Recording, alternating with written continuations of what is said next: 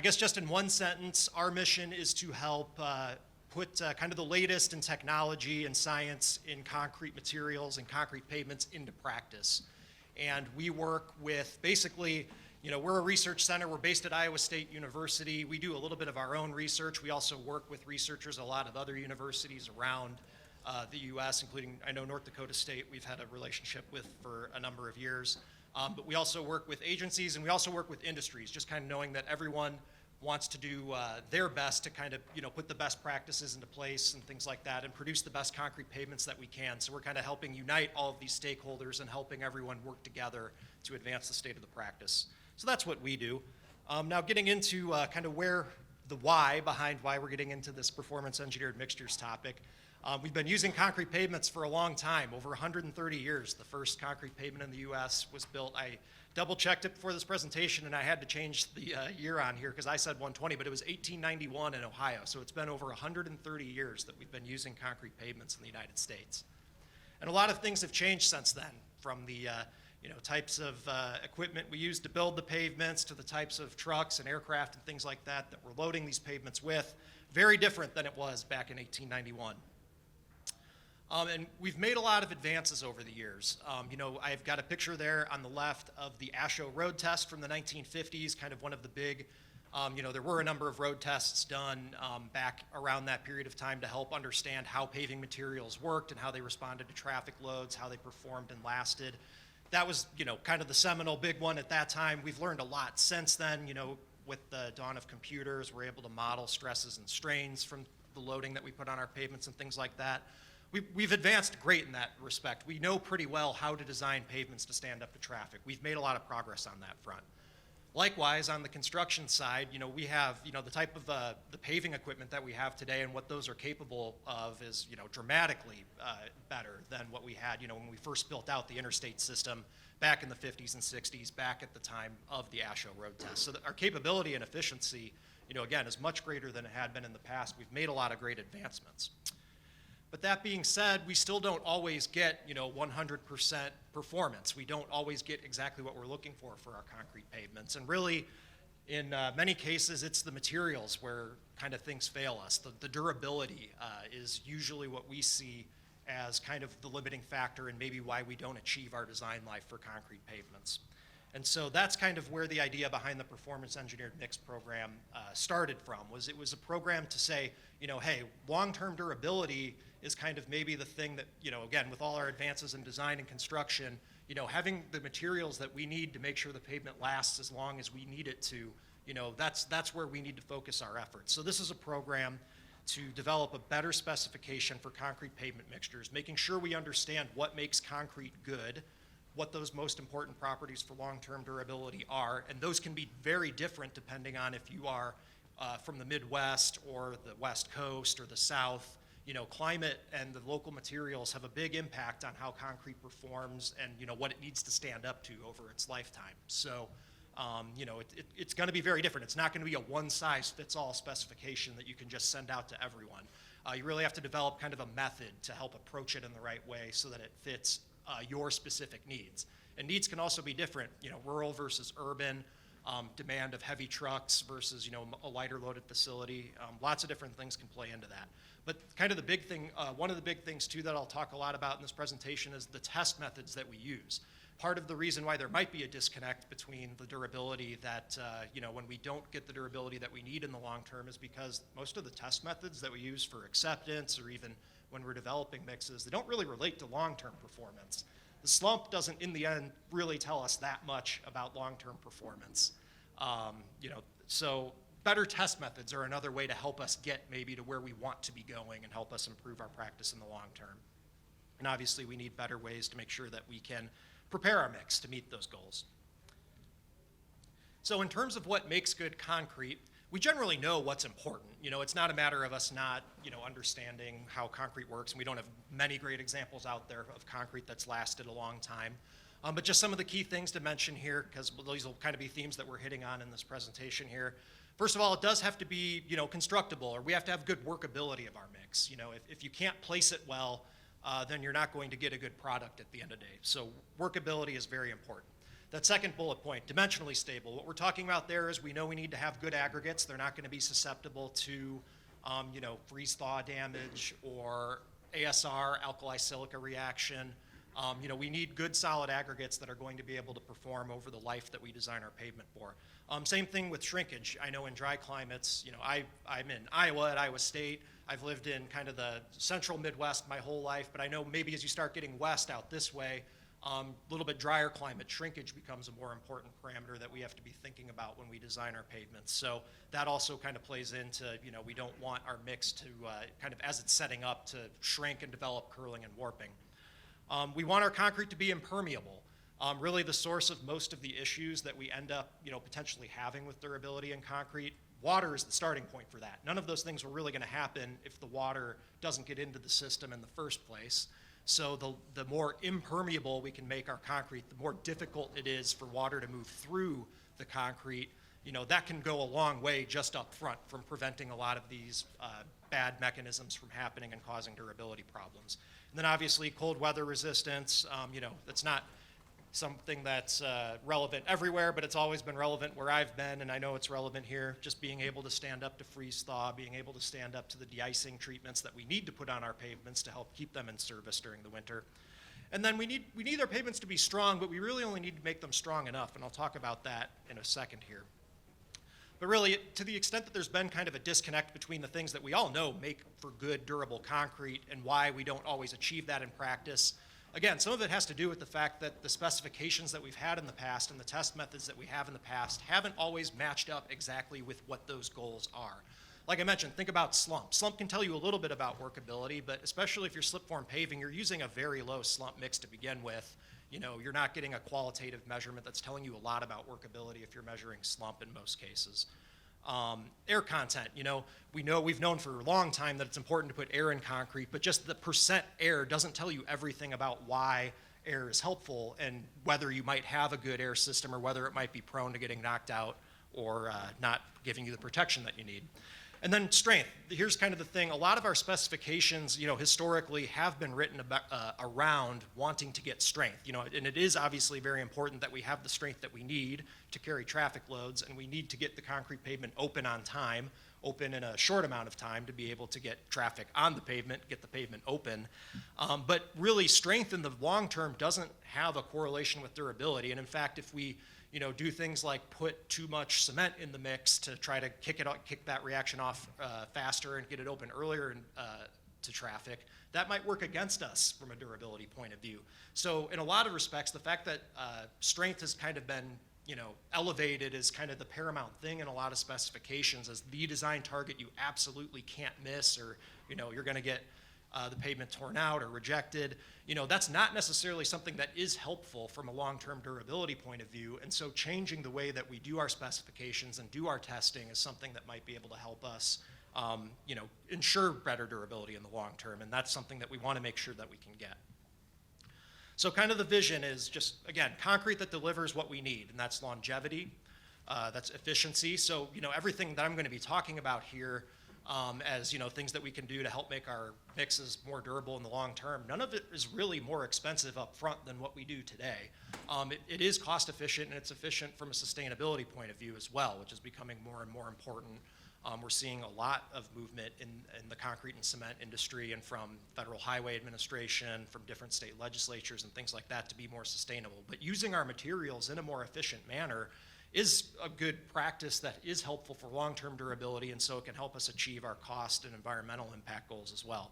And then reliability. One of the best things that we can do to help make sure that a construction project goes well is if we know that we can reliably deliver good concrete, and if we are seeing something where we're making a mistake, we might have a test that can tell us if we've made a mistake so we can catch our mistakes early, make the adjustment, and keep things going on time and on schedule.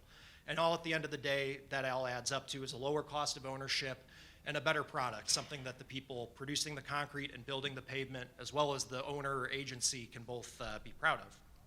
So kind of the two sides of PEM, there's kind of the specification, or I guess it's all specification in theory, but the mixed design side of things, again, we want to require those things that matter. We kind of already talked, but transport properties here, this is another word for kind of talking about the permeability of concrete.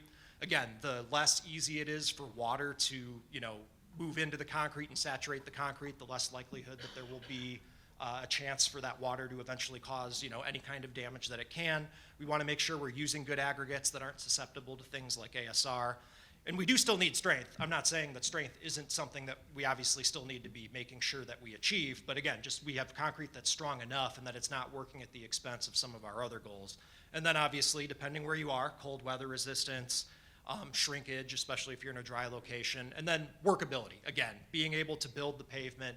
If you can have a concrete mix design that you think is going to last 100 years just because you have all the other properties lined up, but if it can't be placed in practice, you're not actually going to get a good pavement in practice. You're going to not execute that project correctly. So workability is a big part of it too. And then again, like I mentioned, the other side of the specification is the testing side. We need to make sure that with these properties that we've identified as making for good concrete, we need to make sure we're measuring them at the right time. So, some of the test methods that we'll talk about that might be new that we want to introduce to our practice here, some of them might be things that we do, pre-qualification or something that's done when we're designing the mix on the front end. Some of them may be QC type tests that the contractor can run, that the ready mix producer can run while they're working, and help know that, yep, we're producing what in line with what we were intending to here. And then some of these tests could also be used for acceptance tests. They may replace some of the acceptance tests that we use today. So measuring at the right time, kind of identifying which test method fits best where is the best way to help us actually make improvements to practice. And there are going to be a lot of choices. I'll talk a little bit more about the actual specification a little bit later. But the way that this is kind of set up, this PEM program is set up so far is, again, it's not just a one-size-fits-all thing that we're trying to send out to everybody and saying, adopt this. It has a lot of different choices. You're going to choose what's important to your agency. If you're in North Dakota versus if you're in Texas or New York, your needs are going to be a little bit different wherever you are. So what the PEM specification or standard lets you do is choose the things that matter to you. It lets you choose how prescriptive you want to be. If you still want to be very prescriptive with your specifications and say you need to use this water cement ratio maximum, you can do that, but you can also work more into a performance spec as well, and that might be a good way to also help improve the state of the practice in the long term, is to give more control to the ready mix producer or contractor to help produce the concrete the best way that they know how to be able to, them being that's the business that they're in and their expertise to help meet more of a performance spec. That might be a way that this can evolve, again, go in the future. And it could be that for different tests or different things, depending on experience and comfort level and things like that, you can mix and match these approaches. But that's kind of what we're getting toward with PEM. And again, I just wanted to highlight quickly here, part of the reason why, why change other than, yeah, maybe we still have some problems, but, in the end, how did we get to this place? Concrete really has changed a lot over the years. So just wanted to highlight here, if you go back to the 1960s, again, when we were first kind of building out the interstate system in the U.S., really concrete only had cement, water, coarse aggregate, sand, and then, air entrainer we used in colder climates. That was pretty much all the ingredients that went into concrete back then.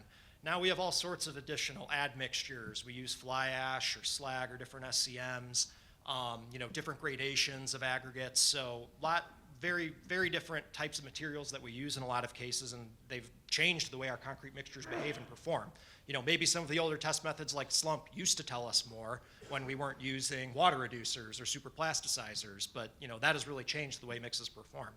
Our demand for opening time, a lot of times now when we are building new roadways, we're closing, rather than just building out new interstate, we're closing roads that had, been serving homes, businesses, communities. And so, we need to get them open in a matter of days or hours, not a matter of weeks. So that's changed the way we cure concrete. It's changed, just the demands on our pavements and what we need them to do, and our other design goals outside of just what goes into the mix have changed. And so that ends up affecting what we need to do with our mix. And obviously, we have other things. We tend to want to design our pavements to last longer up front when we build them new nowadays than we used to.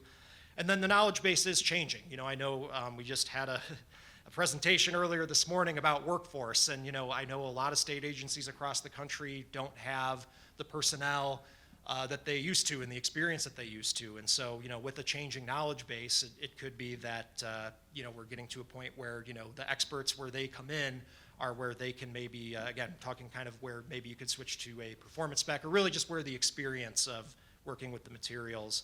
The specification needs to reflect the fact that there has been a change to the knowledge base, in between agencies over the years. And then this is just another kind of snapshot of, again, how much things have changed. All of these tests that we still all use today, slump and error pretty much measured on every paving job site around the country, and those tests were developed. Slump was developed 100 years ago, and the air pot test that we use was, is that 75 years, I think? I mean, those tests have been around forever, and they do serve use in some instances, but if we really want to improve the state of the practice, and again, link the modern concrete materials that we have today to the long-term durability, there are probably better ways that we can be doing this, or better ways we can be doing it that are more specific for pavements to help us get the best pavement that we can that's possible. So this is just a quick shot I wanted to show. I'll talk a little bit more about just kind of at the end about the PP84 standard. It's an Asho provisional standard that's actually going to officially be adopted this year. I've only been a staff member at the center for a little bit less than 6 months, and so I haven't worked a lot with Asho in my career, but I guess everyone else in the office is really excited that we're getting up the step in Asho, so I think it's a good sign for where PEM is at.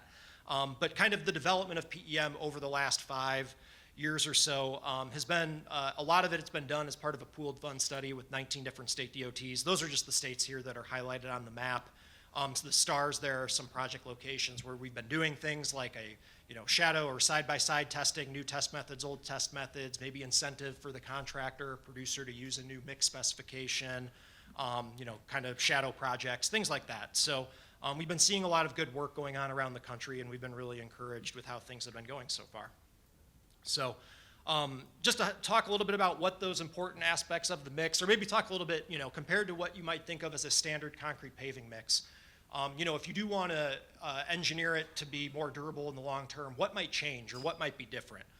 Kind of the 3 things that we want to focus on here are the aggregate system, very important, and then also the paste quality. So, paste being when you put cement, SCMs, water together, that's the paste part of the system that we're talking about. So the quality of the paste that we're using is very important.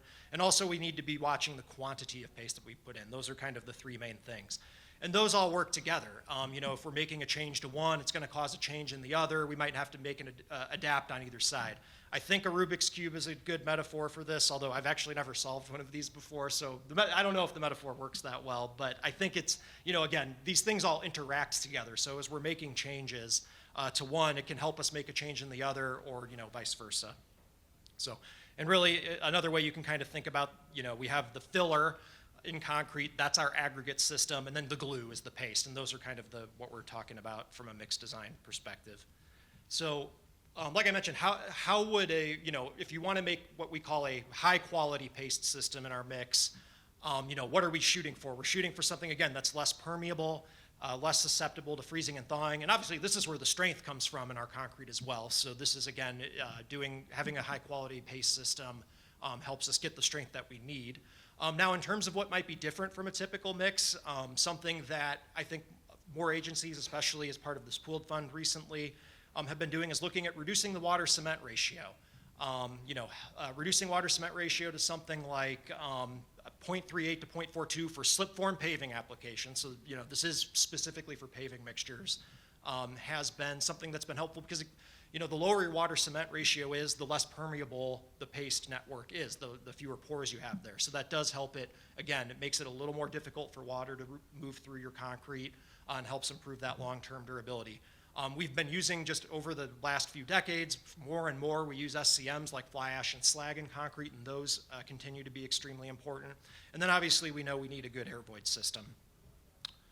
The aggregate system. So again, we need to use durable aggregates, but we focus more and more now also on a well-graded aggregate system. So looking at the combined gradation of the aggregates, we want to have kind of all the different sizes of particles in a well-graded blend, not just, 1.5-inch coarse sand, and you might have a system with a lot of voids, and I'll show, I've got a visual in a few slides here.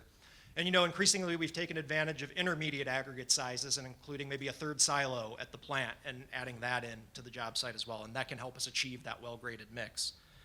And then finally, the quantity of paste.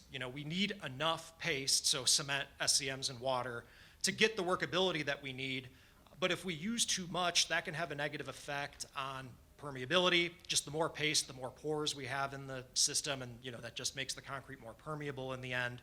It ends up causing more shrinkage when the concrete sets, and it's more costly if we're not using materials efficiently. Again, we might throw in more than we need, and we're spending money that we didn't need to spend with an optimized mixture.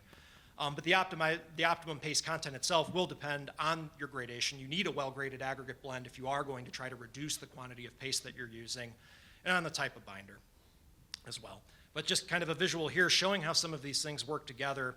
So this is these two mixes. The differences between the two here aren't so much what we're trying to highlight, but again, you can design a mix in theory for workability based on how much paste you need relative to the volume of the voids in your concrete. So if you don't have an aggregate system that's well graded, you can have a lot of voids. So you're going to need to use more paste. But if you incorporate more of, again, the better intermediate size particles, or just have a better graded material that you're working with in general, you have less surface area of particles that you need to cover with the paste, or less voids that you need to cover or fill the spaces in with your paste. And so this was back from the first slide.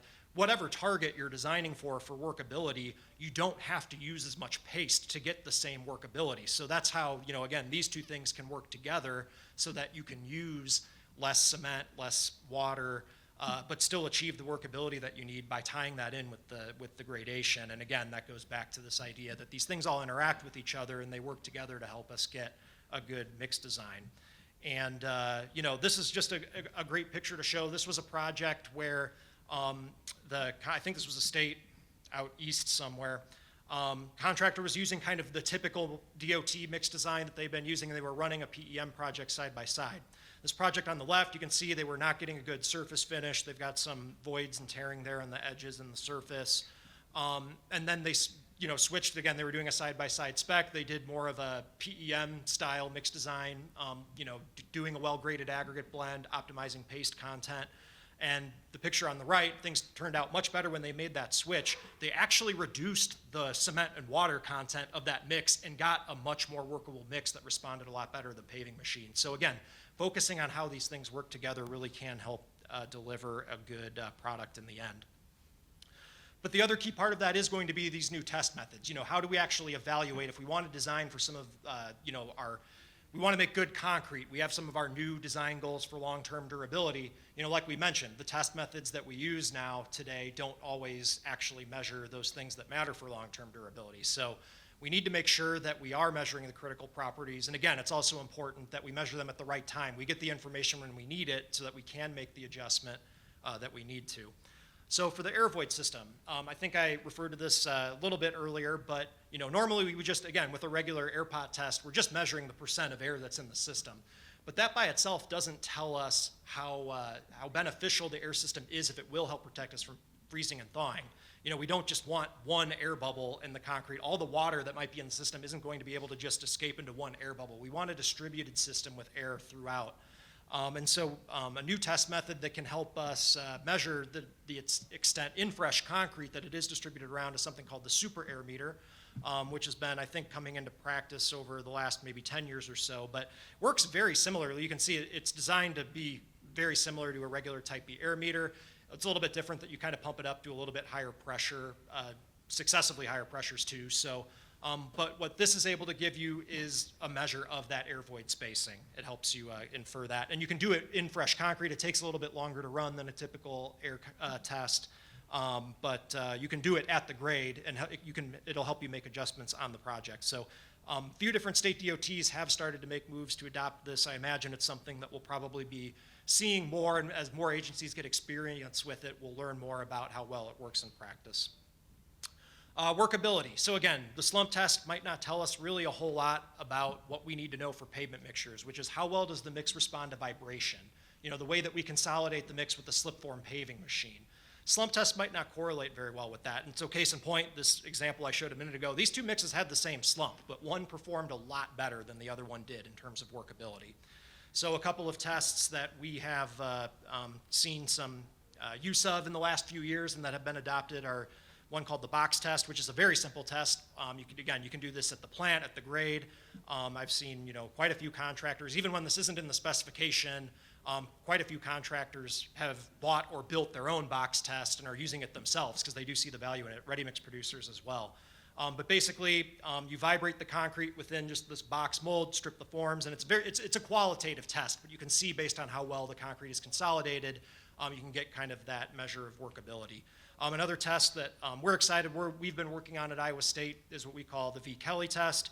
I'll want to make sure we get through here with lunch coming up soon, so I won't talk a ton about this, but this is a test we've been developing, and Minnick Manufacturing has been helping us develop an automated version of this test as well. So another way to measure workability as it responds to vibration, and this is one where you maybe put numbers. So the box test is a good, quick, qualitative method. The V. Kelly might help you put numbers to it and maybe do more of help you more in maybe the design phase or something like that. Permeability, I know I've mentioned a number of times because it's very important, and because it is a key factor in so many of these long-term durability considerations. We want to be able to measure this. So the resistivity test is a test. It's very quick and easy to use. We can do it on cylinders, 7, 14, 20, 28, 56 days after the fact, and we're often making cylinders anyway for strength testing. So this is a way that we can help infer, if we do have, if the mix that we designed did deliver concrete that was good from a permeability perspective. And then won't touch more on this. This would definitely be more of the test that you would do in the lab. But when we are talking about we want to be resistant to de-icers, we do have some tests then to help us figure out. So how much fly ash do we really need to use in our mix to help make sure that we do get the protection that we need? And kind of wrapping up here, in the long term, I think one of the major goals of the Performance Engineering Mix program, performance is in the name, is moving on to maybe also having a performance specification approach and helping, with these new test methods that we have and the understanding of how they correlate to our long-term properties. This is something that can be part of the agency acceptance regime, the QA regime, but it can also be integrated into the QC side of things for the contractor.